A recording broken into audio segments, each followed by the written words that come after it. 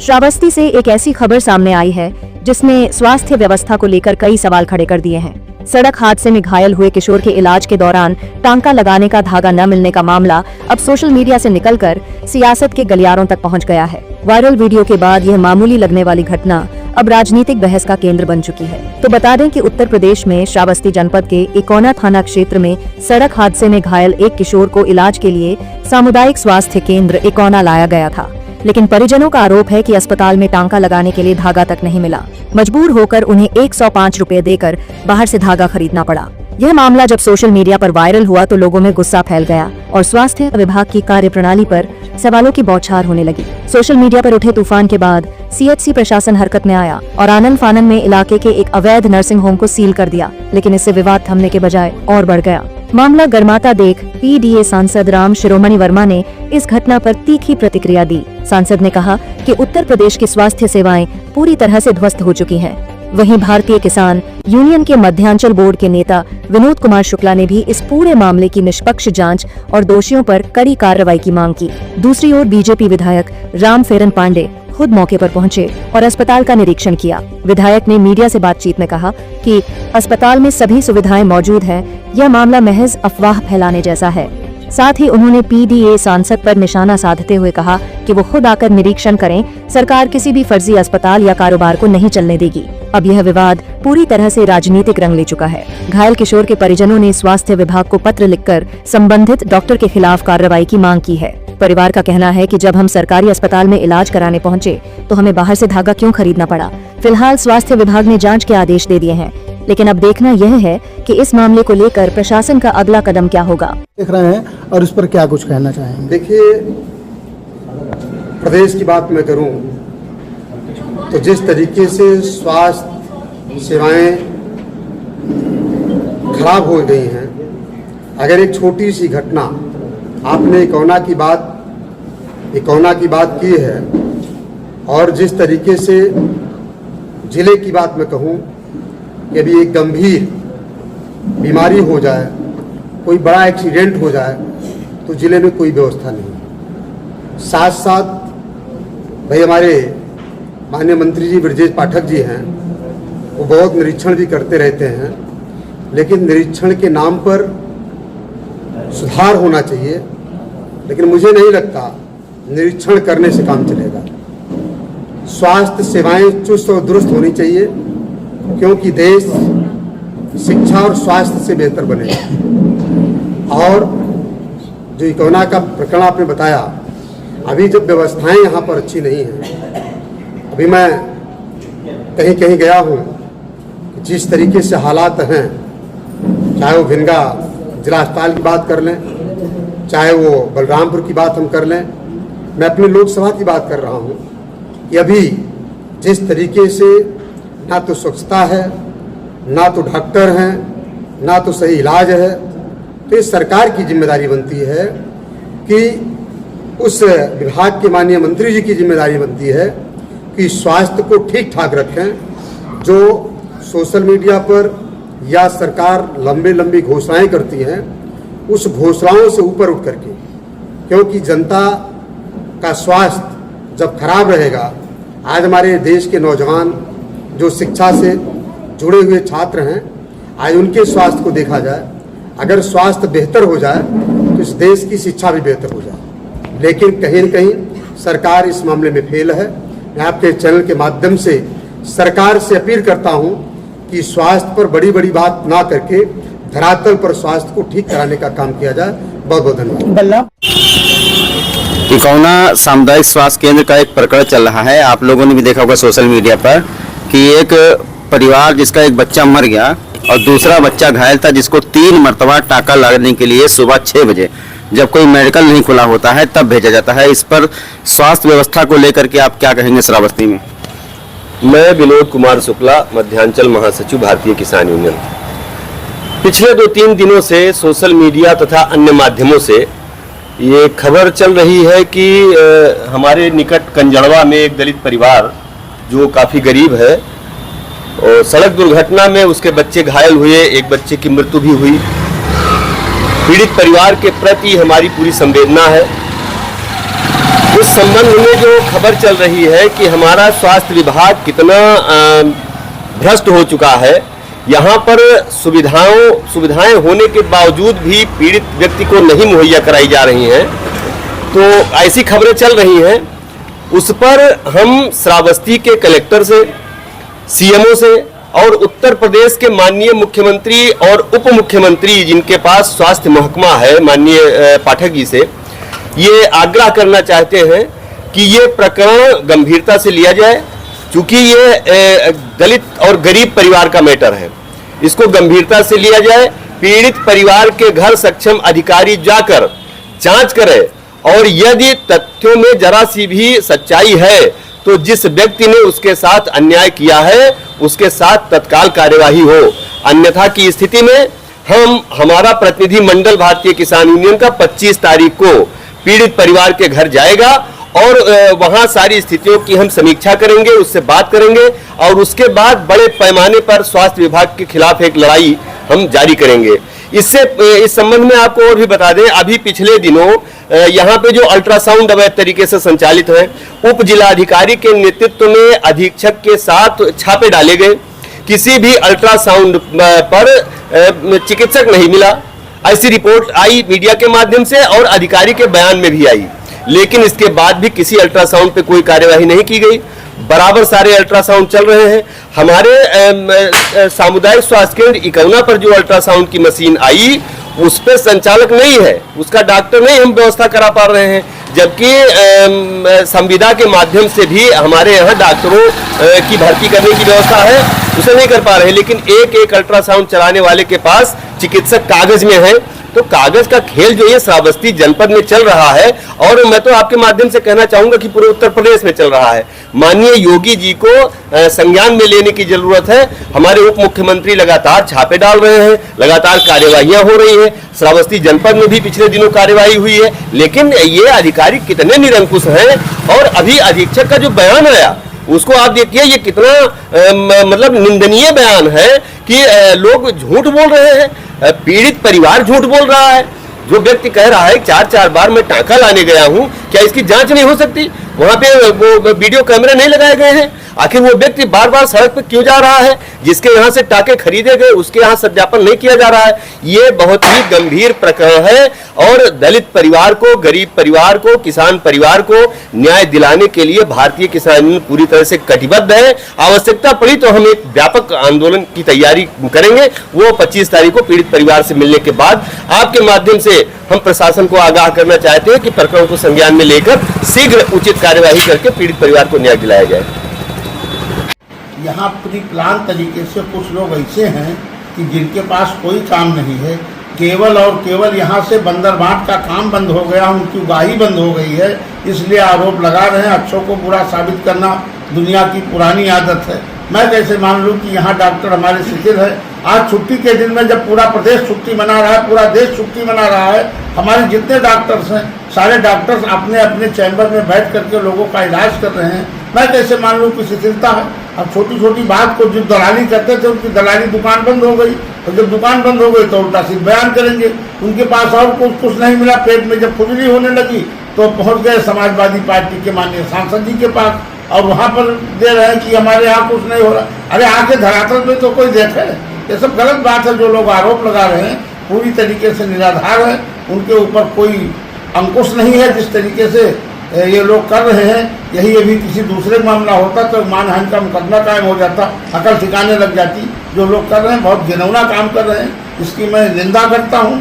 और हमारे अस्पताल में किसी प्रकार की कोई कमी नहीं है। माननीय मुख्यमंत्री जी के निर्देश में और उप मुख्यमंत्री ब्रजेश पाठक जी के निर्देश में स्वास्थ्य में अमूलभूत परिवर्तन हुआ है। आप लोग चौथे स्तंभ माने जाते हैं दुनिया के। एक आदमी को छोड़िए, आपसे मैं पूछ लूँ कि आप बताइए यहाँ कोई कमी आपको मिल रही है तो आप क्या कहेंगे? मैं नहीं मानता हूँ। ये तो प्री प्लान है। जो विपक्षी लोग हैं वो एक साजिश के तहत किसी को पकड़ करके, अब जैसे किसी का नर्सिंग होम सीज किया गया तो उस पर दलाली उनकी बंद हो गई तो नहीं कुछ पा रहे हैं, तो ये यही डाल रहे हैं। अवैध कारोबार यहाँ पे बंद हो रहा है, जो सरकार की मंशा है। अवैध नर्सिंग होम नहीं चलेंगे। अवैध जो भी काम हो रहे हैं, चाहे खनन मामला हो, चाहे लकड़ी मामला हो, चाहे वो अवैध अस्पताल में जो अस्पताल चला रहे हैं, नर्सिंग होम, किसी पे सरकार बख्शने वाली नहीं, पूरी तरीके से अंकुश लगा रही है। तो जो अपराधी लोग हैं, जो माफिया लोग हैं, उनके हौसले टूट रहे हैं। इसलिए वो बिल्कुल बौखलाए हुए जो मन में आता हो निकालते रहते हैं। तो लोगों की बात है, जिसकी जो मर्जी हो करे, हर लोग स्वतंत्र है। लेकिन ऐसा मेरे समझ से कुछ नहीं हुआ है। जो लोग अच्छा अपमान कर रहे हैं, मैं इसकी निंदा करता हूं और आप लोगों से अपील करता हूं कि इस पर आपकी भी पैनी नज़र होनी चाहिए। आप अपने स्तर से इसकी जांच करावें कि अस्पताल में क्या कमियां मिल रही हैं, ब्लॉक में क्या कमियां मिल रही हैं, कृषि विभाग में क्या कमियां मिल रही हैं। कोई कमी तो आवे सामने, और जब कमी आएगी तो उसको आप उजागर कीजिए, मैं मान लूँगा। आप मेरे साथ आए हैं और अभी देखिए, मैं जब विजिट कर रहा था तो जितने कमरे डॉक्टरों के थे सारे भरे मिले, कोई खाली मिला। सब में डॉक्टर अपने ड्यूटी पर मुस्तैद बैठे।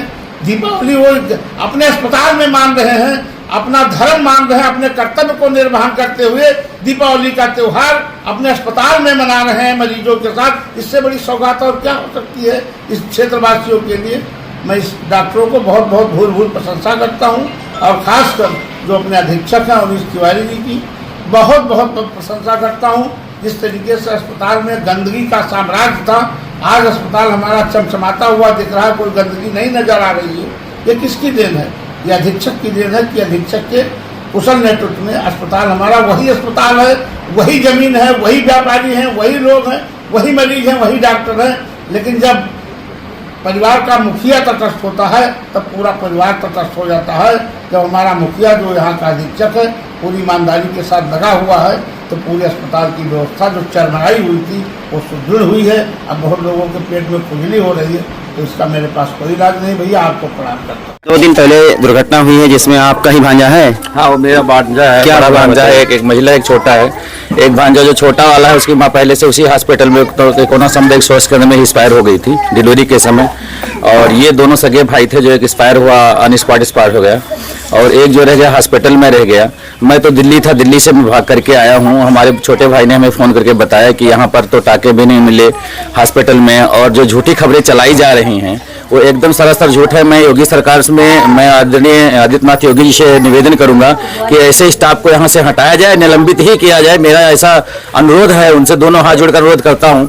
मैं आईडी भारतीय जनता पार्टी का IT हेड हूँ, दिल्ली से हूँ और दिल्ली में रहता हूँ। रहने वाला तो यहीं का हूँ लेकिन रहता दिल्ली में हूँ। भारतीय जनता पार्टी का IT हेड हूँ पश्चिमी दिल्ली का, और मैं योगी बाबा से मिल भी चुका हूं पहले, और मैं उनसे फिर मिलूंगा, इस सिलसिले में जाकर मिलूंगा। उनसे निवेदन भी करूंगा कि यहाँ का जो स्टाफ इतना निकम्मा है कि कोई मर जाए तो मर जाए। कोई ऐसी गाइडलाइन नहीं, भारत की संविधान में कहीं ऐसी गाइडलाइन नहीं है जो कि किसी बच्चे के माँ बाप को देखने ना दिया जाए। बच्चा मर जाए तो उसे देखने का मौका ना दिया जाए, ऐसा लिखा ही नहीं है। लेकिन यहाँ पर लोगों ने देखने तक नहीं दिया। अगर मैं होता तो मौजूदगी में तो डॉक्टर को मारता भी, अच्छी तरीके से मारता। मैं डरता नहीं कि डरता उनको, ये संविधान में नहीं है। और यहाँ के लोग बैठ करके चाय पे पकौड़ी मंगा कर खाएं, ऐसा नियम नहीं है। यहाँ पर टाका मंगाया गया, उसके बावजूद भी टाका नहीं लगाया गया। क्यों नहीं लगाया गया, उसका मुझे इनसे जवाब चाहिए। और जो भी यहाँ पर लोग हैं उपस्थित हैं, उन लोगों को सबको निलंबित किया जाए, उसके लिए मैं अपील करूंगा, योगी बाबा से अपील करूंगा। जबकि बाबा का ये कहना है कि हमारे जितने भी हॉस्पिटल चल रहे हैं सभी हॉस्पिटल में सारी सुविधाएं हमने दे रखा है। बाबा जी का यही कहना है। मैं बराबर न्यूज देखता हूँ, मीडिया भी देखता हूँ। मैं ऐसा नहीं कि मैं नहीं हूँ, मैं ये है कि दिल्ली में हूँ, मैं यहाँ नहीं हूँ यूपी में। यहाँ की मीडिया जो है, मीडिया जो दिखाती है, जो अच्छी चीजें दिखाती है, उस पर ये लोग कहते हैं कि गलत दिखा रही है। तो मैं सीएमओ साहब से भी निवेदन करूंगा कि इनको निलंबित किया जाए। ऐसे स्टाफ की यहाँ कोरोना में जरूरत नहीं है। सामान जो नहीं है यहाँ पर वो उपलब्ध कराया जाए, किसी बच्चे की जिंदगी जिससे बच सके। यहाँ से बहराइच ले गए, बहराइच में उसको टाका लगा, बहराइच हॉस्पिटल से उसको रिफर किया गया। टाका लगाने के बाद अगर उसे बहराइच हॉस्पिटल से लखनऊ रिफर किया गया, बीच में टाका नहीं लगाते बहराइच वाले भी, तो बच्चा तो वो भी मर जाता।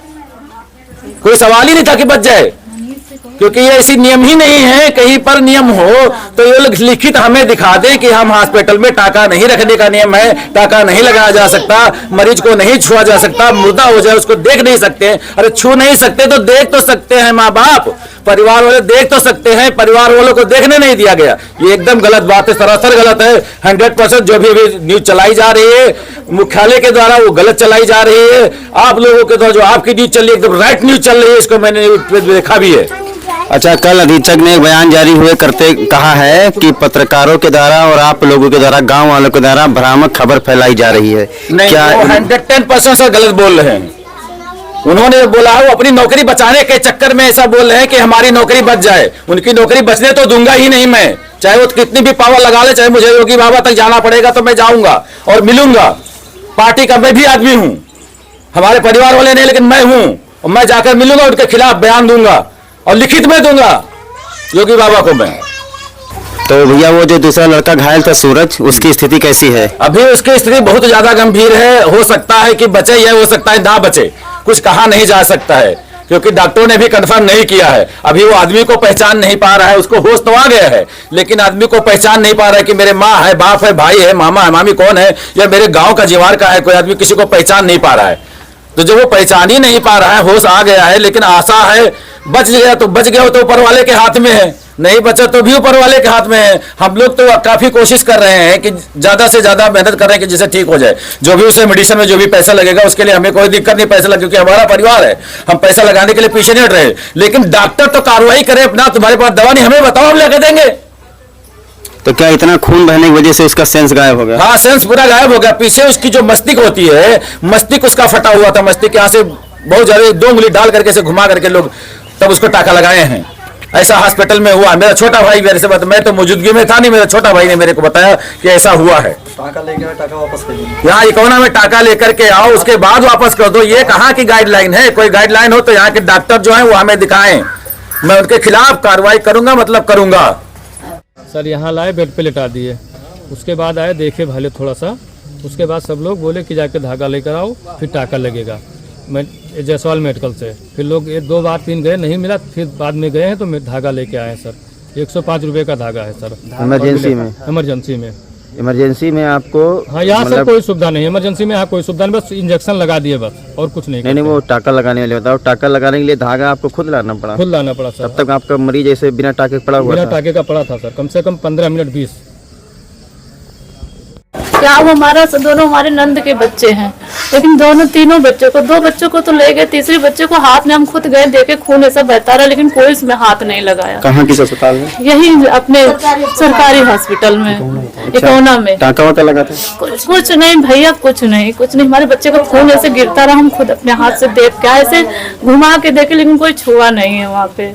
लेकिन वहाँ 2 बच्चे थे, उनका देखभाल जो किए होंगे, लेकिन एक बच्चे को हमारे नहीं छुए बिल्कुल। लेकिन वहाँ के अधीक्षक कह रहे हैं कि आप लोग गलत खबर फैला रहे हैं, टाका वाका सब वहाँ पर उपलब्ध था? नहीं था, जो हमारे लाए हैं टाका वो रखा, वो खुद ही आके अभी बताएंगे, घर पे हैं, आप पूछ लीजिए भैया। हमारे बच्चे को देखने से पहले मृत्यु घोषित कर दिया कि वो मर चुका है, यही कह दिया कि वो मर चुका है, वो नहीं है।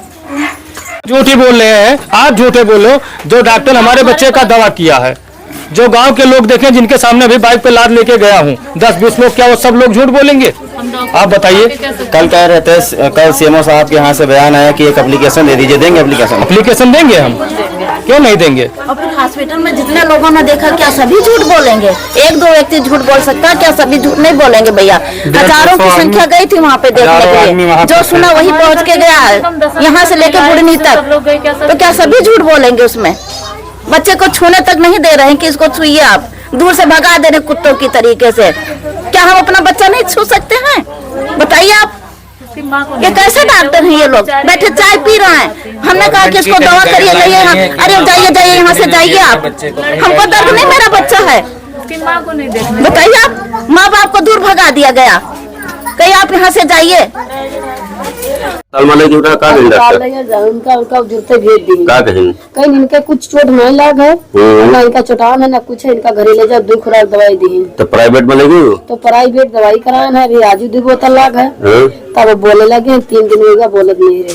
अच्छा, मतलब टाका लगा है? टाका नहीं लागे करे, टाका वाला लड़का कहाँ है? टाका वाला भिनगा है साहब। हाँ, भिनगा है, लखनऊ ट्रामा सेंटर में भर्ती है।